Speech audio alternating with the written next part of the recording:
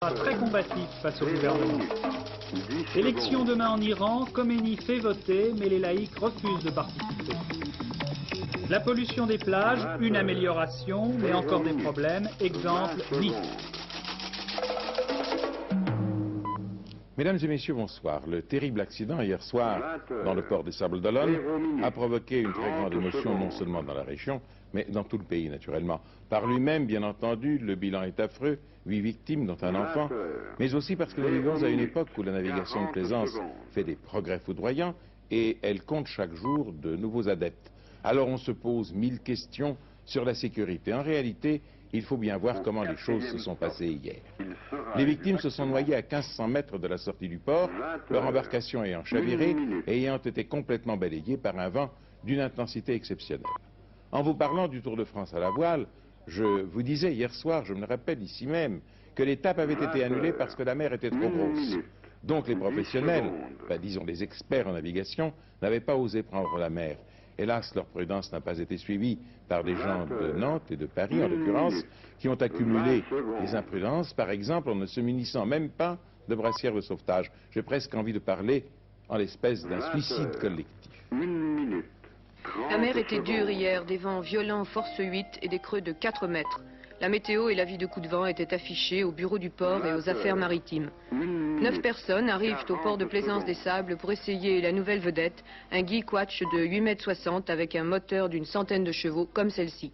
Tous heureux de faire un tour en mer sans même penser au gilet de sauvetage. La mise à l'eau s'effectue vers 17 h. Le bateau était sur une remorque? Le bateau était sur un camion qui est resté là-bas d'ailleurs. On l'a déchargé avec le traplift aux environs de 5 h. Et vous les avez prévenus que le temps se gâtait? Oui, puis il m'a demandé quelle force soufflait le vent. Il m'a dit une force 6, lui. Comme je lui dis, sûrement un peu plus. J'avais pas vu l'état de la mer depuis le matin, que c'était aggravé d'ailleurs. Alors il m'a dit bon, ben ça va. Ils sont sortis comme ça. Mais c'était pas le seul bateau à sortir hier après-midi. Non, il y a eu quelques bateaux qui sont sortis, mais tous ils sortaient, ils allaient pas loin. J'en ai vu une revenir au bout de 5 minutes, à l'abri de l'acheter, et puis dans la baie, quoi, à la rigueur, mais pas au Nook comme ils ont été, c'est un endroit dangereux. Aider au fond, et beaucoup de bateaux de pêche se sont perdus ici, quoi. Le Nook Bian brise à Bian, dit-on au sable. Les guides de navigation, les instructions nautiques et les cartes signalent cet endroit dangereux. De plus, pour conduire une telle vedette, il faut un permis mer. Ces plaisanciers devaient donc connaître les risques qu'ils couraient en commettant cette imprudence majeure. Le drame se produisit très vite, à peine à 1 mille en mer. Une ou deux déferlantes, la vedette coule sous les yeux d'un touriste à son balcon qui prévient les pompiers vers 18 h 15. Dans les 10 minutes, on était sur place, on a récupéré une victime, on a ramené au port et on a demandé des renforts parce que cette victime nous avait dit qu'il y avait 6-7 personnes encore dans le fond. C'est la personne qui est actuellement à l'hôpital? Exactement. Et on est reparti aussitôt sur place pour récupérer encore 2 autres corps qui flottaient, qu'on a ramené au port. On est reparti une 3e fois, on en a récupéré un, qu'on a ramené, et entre-temps il y avait un bateau, un chalutier, qui a ramené un corps aussi. Et on est reparti une 4e fois, alors là on n'a plus rien trouvé, on a vu des morceaux de bois du bateau qui flottait, mais on n'a absolument rien trouvé, on a patrouillé jusqu'à vers 8h20, 8h30, et on n'a plus rien trouvé. Alors donc on a arrêté les recherches pour la nuit. Les recherches ont repris ce matin sans plus de résultats, l'état de la mer ne permettant pas la plongée. La vedette est à 8-10 mètres de fond. 4 corps sont sans doute prisonniers à l'intérieur de sa cabine. L'essor de la navigation de plaisance, vous disais-je, a été si rapide ces dernières années que les nouveaux amateurs n'ont pas eu le temps d'apprendre les règles principales de sécurité. Les spécialistes mettent d'ailleurs en garde tous les amateurs de plaisance et rappellent cette chose simple: quand la mer se déchaîne, il faut être bien armé pour avoir une chance d'y résister.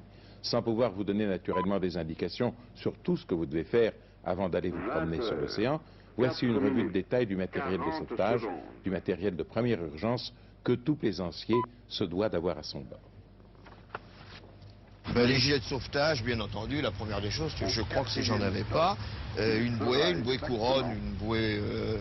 un gilet de sauvetage, donc je vous le redis, les avirons qui sont indispensables au cas de panne de moteur, mais dans une force 8, ça servirait malheureusement pas à grand chose.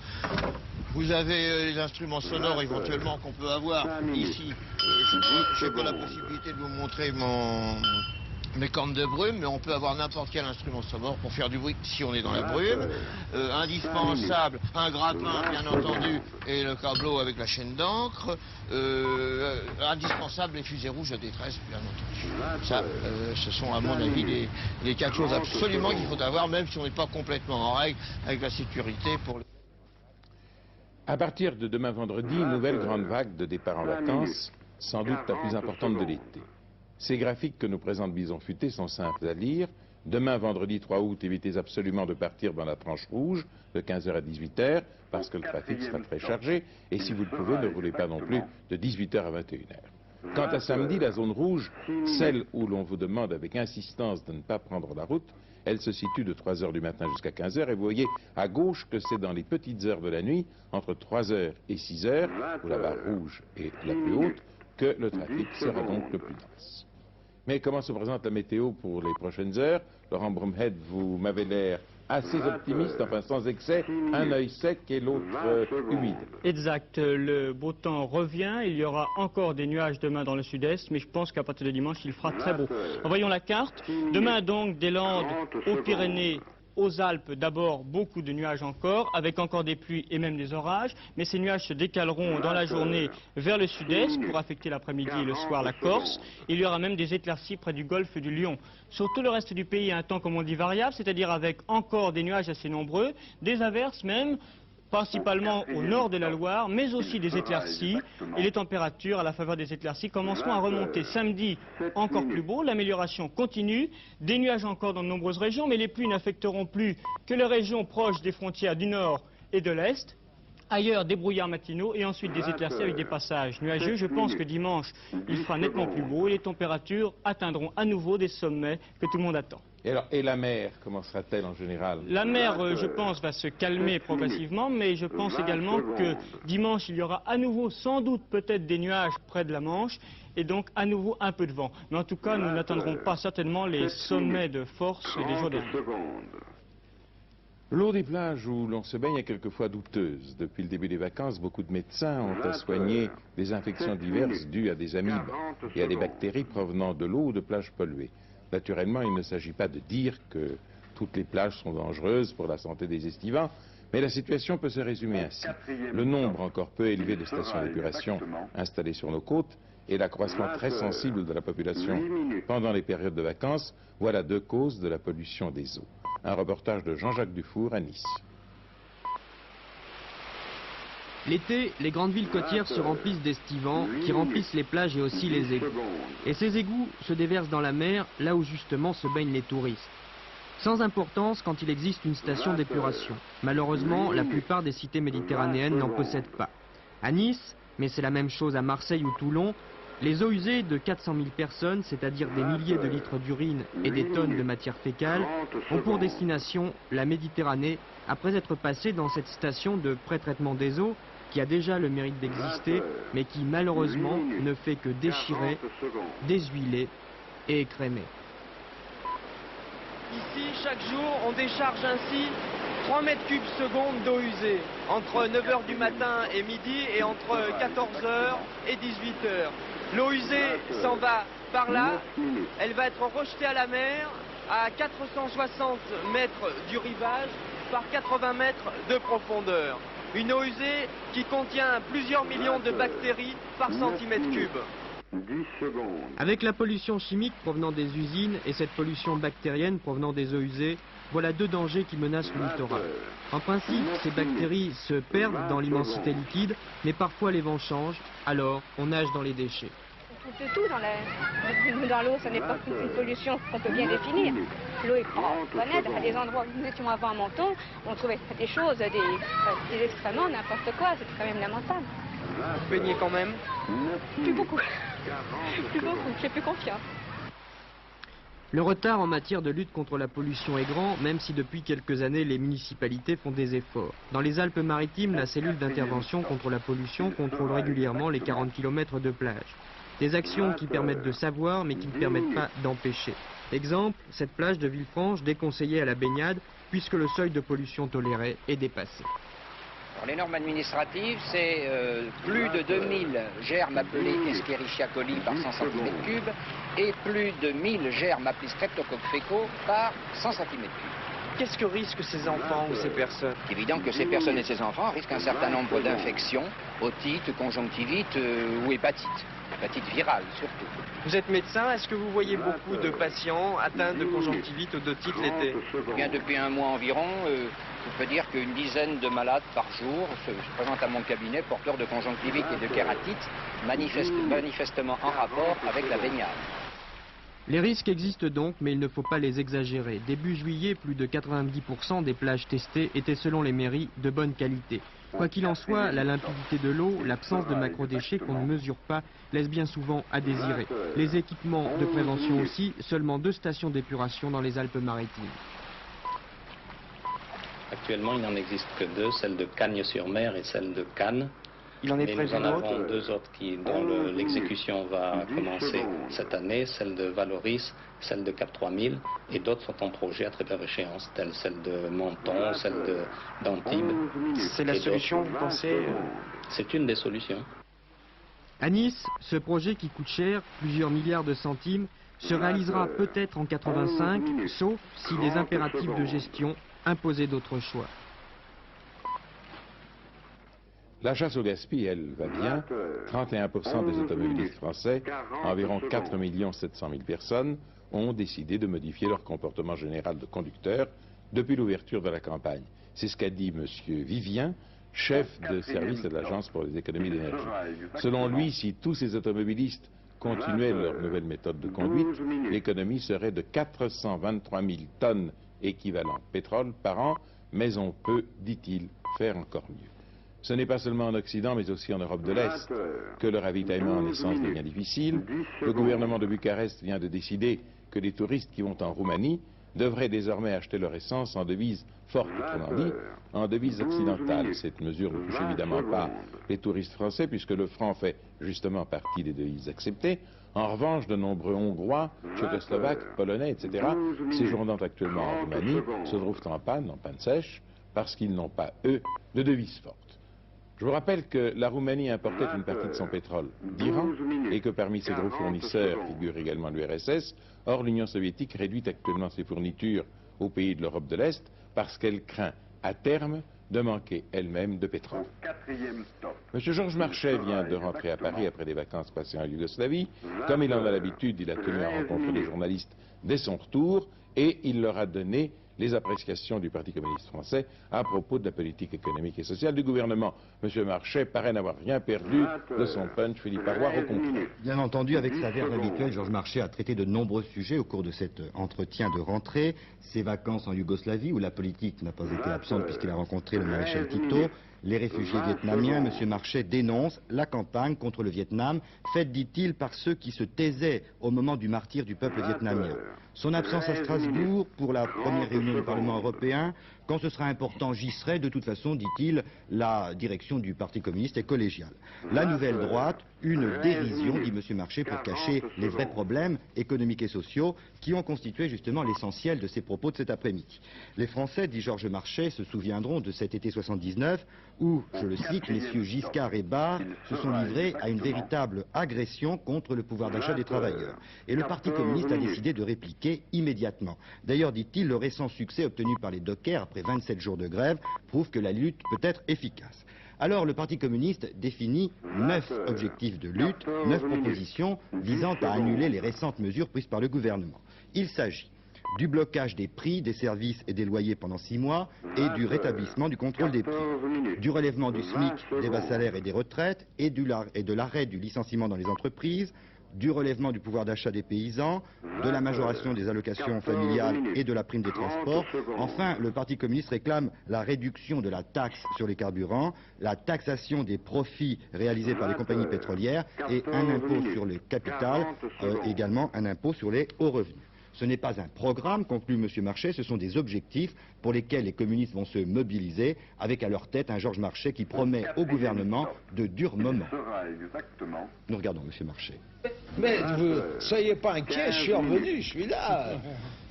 En bonne santé, en pleine forme, mais croyez-moi, D'ailleurs, le petit exposé que je viens de vous faire, où j'ai voulu seulement traiter des problèmes économiques et sociaux, vous montre que vous pouvez vous attendre à un parti communiste extrême. D'ailleurs, on ne fera que poursuivre en améliorant, mais à un parti communiste extrêmement combatif. J'ajoute extrêmement dur, parce que je considère qu'avec le pouvoir actuel, le pouvoir sans aucun doute le plus réactionnaire, le plus antidémocratique, le plus antinational que nous ayons connu, il est nécessaire de développer fermement sur le terrain de classe une lutte acharnée pour la défense des intérêts des travailleurs et en premier lieu des plus défavorisés.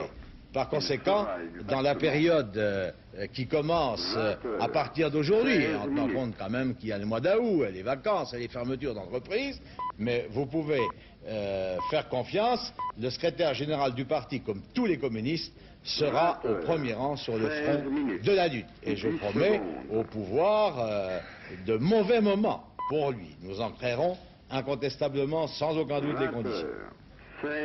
Où va l'Iran? Demain auront lieu les élections à l'Assemblée constituante. Or, plusieurs leaders connus préconisent maintenant de boycotter ces élections, comme le conseille aussi le Front National, une formation politique importante, c'est-à-dire, grosso modo, les héritiers du docteur Mossadegh, celui-là même qui avait failli renverser le Shah en 1953. Alors pourquoi ce boycott?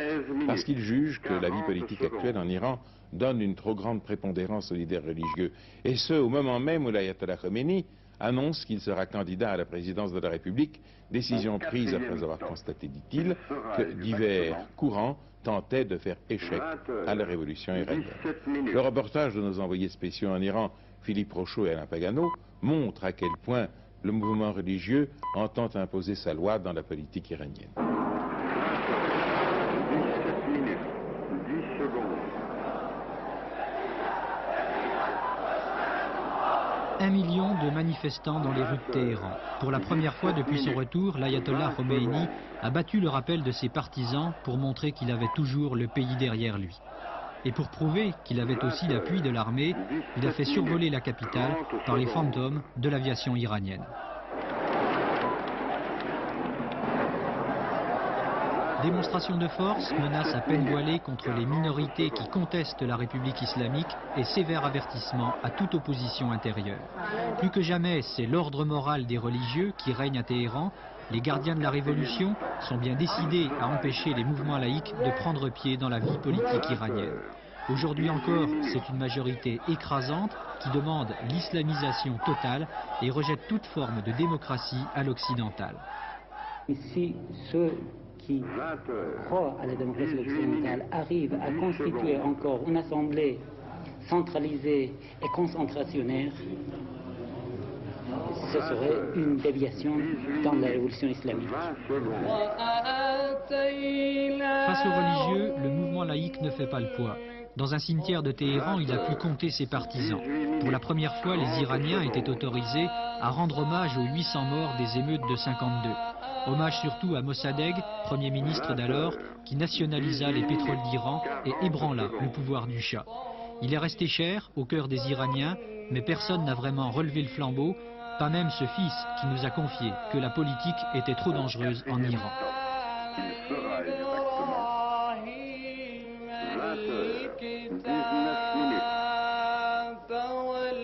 Aujourd'hui, les partisans de Mossadegh n'osent pas s'attaquer au pouvoir religieux et se contentent de faire campagne pour l'indépendance nationale. Je crois qu'il faut toujours continuer la lutte contre les Américains et aussi empêcher les Russes qui sont en train de s'infiltrer dans le mouvement du peuple.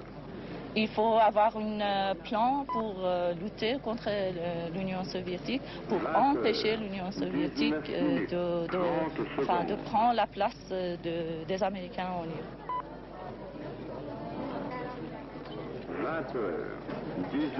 Le nom de Mossadegh était pourtant le symbole derrière lequel les laïcs auraient pu s'organiser face aux religieux.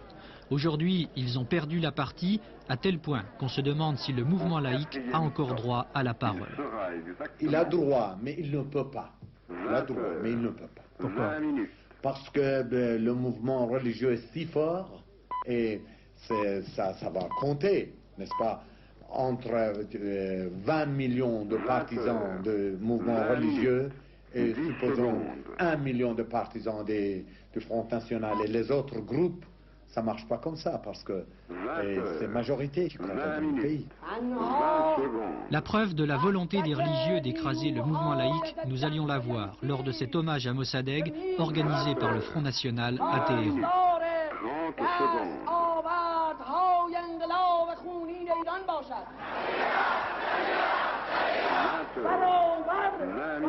Au moment où les militants scandaient « Salut à Mossadegh, symbole de liberté et d'indépendance », les partisans de l'ayatollah Khomeini faisaient irruption dans la manifestation.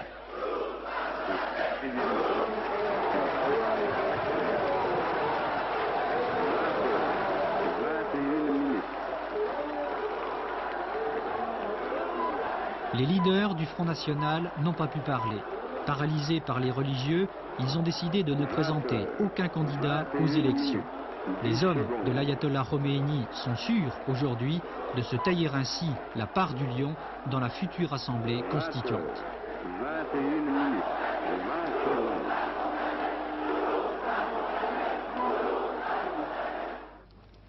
En Espagne, en juillet, le passage de voitures de tourisme a diminué dans les divers postes frontières de la province de Gérone, c'est-à-dire au sud de Perpignan, 40% de moins que l'an dernier, et chose rarissime au mois d'août, il y a des places libres, nous dit-on, dans les hôtels de la Costa Brava. Pourtant, voici une nouvelle assez réconfortante pour les vacanciers. L'organisation séparatiste basque, l'ETA politico-militaire, annonce qu'elle a décidé d'arrêter sa campagne armée.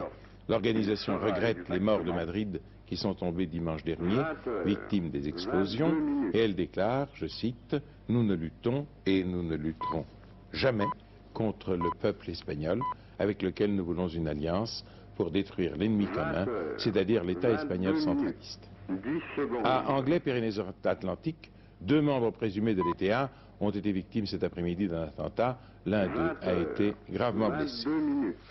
Coup de théâtre politique en Italie. M. Pandolfi, démocrate chrétien, croyait avoir réussi à constituer un ministère après plus de 6 mois de crise gouvernementale, et c'est au moment même où il présentait sa liste au président de la République, M. Pertini, qu'il a appris par des dépêches d'agences de presse la décision totalement inattendue pour lui, les socialistes, de voter contre le gouvernement tripartite qu'il croyait pouvoir diriger.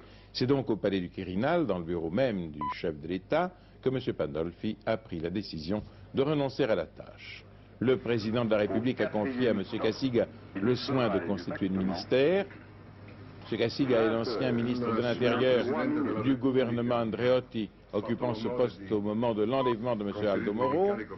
Il est assez curieusement un cousin de M. Berlinguer, le secrétaire général du Parti communiste italien. Il compte aller très vite et réussir. Des incendies de forêt ont repris en Ardèche dans la nuit. Les avions canadaires ont dû intervenir à différentes reprises. Ce matin, dans l'arrière-pays niçois à Lusram, nouvelle flambée, 100 hectares détruits. En revanche, l'incendie de Pierrefeu a été maîtrisé, mais les flammes ont ravagé quelques 1200 hectares.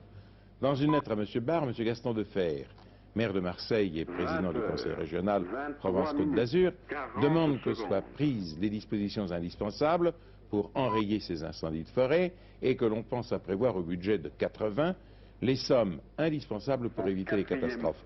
Pour M. Defer, les mesures annoncées par l'administration il y a quelques jours sont nettement insuffisantes et il demande entre autres que l'on double la flotte de 12 Canadair actuellement en service. Le typhon Espoir a balayé Hong Kong ce matin avec des vents atteignant 220 km/h. 16 blessés ont été conduits à l'hôpital dans la première heure qui a suivi l'arrivée du typhon. Des bateaux ont dérapé sur leurs ancres dans le port, des voitures se sont écrasées sur des arbres abattus et de nombreuses personnes ont dû être évacuées de leur demeure sur les collines dominant Hong Kong en raison du danger d'éboulement. À l'aéroport, 40 vols avaient été annulés et des centaines de voyageurs encombraient les bâtiments.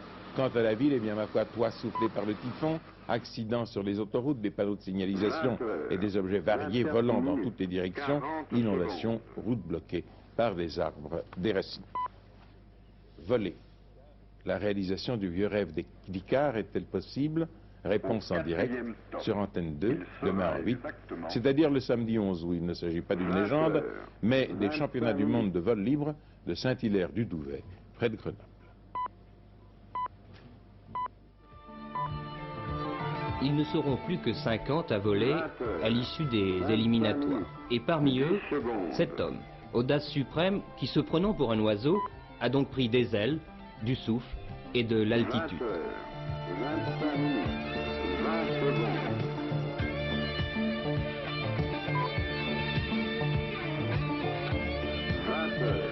Mais petite revanche, car il faut bien que la nature ne perde pas tous ses droits. Chaque homme doit en effet porter sa croix ou bien aller à sa rencontre. Deuxième rappel ici que l'homme n'est souvent qu'un drôle d'oiseau.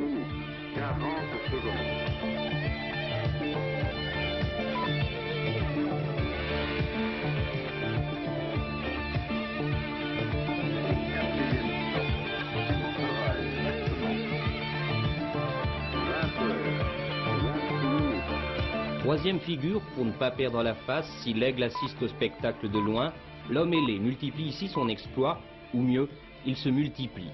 Et ils se multiplieront d'ailleurs sur Antenne 2, les samedis 11 et lundi 13, en direct dans Sport Été. Tiercé, c'était aujourd'hui le premier de la saison de Deauville, et il était réservé aux femelles gagnantes. Anafa numéro 5 appartenant à l'Agacan, entraîné par Maté et monté par Saint-Martin. Deuxième, Persian Case, le 8. Troisième, Cariota, le 4, donc arrivé 5-8-4. La combinaison gagnante figurait, quoique sans ordre, parmi les pronostics de Pierrette Bresse, et vous voyez ce que vous avez pu gagner dans l'ordre ou dans l'ordre différent, 2175 ou 435, si vous avez suivi ou amélioré ces pronostics. Tout à l'heure, c'est Hervé Claude qui, vers 23h, vous présentera la dernière édition. Demain, Daniel Villalian vous présentera Antenne de midi. Nous nous retrouverons, si vous le voulez bien, demain à 20h, mais c'est le Requiem de Mozart dont je vais vous parler maintenant, parce qu'il ouvre demain le Festival d'Orange dans une interprétation du nouvel orchestre philharmonique conduit par Peter Mark. En avant-première, je vous propose, pour terminer ce journal en musique, un extrait de ce célèbre Requiem qu'Antenne 2 transmettra intégralement le 23 août. Les mélomanes savent que notre chaîne a décidé d'organiser pendant les vacances des soirées musicales chaque jeudi, et par exemple, ils pourront écouter ce soir la messe en si mineur de Jean-Sébastien Bach, interprétée par l'Orchestre Philharmonique de Lille, que dirigera Jean-Claude Cassens. Pour l'heure donc, le Requiem de Mozart au Festival d'Orange. Bonsoir, merci. 20h, 27 minutes, 40 secondes.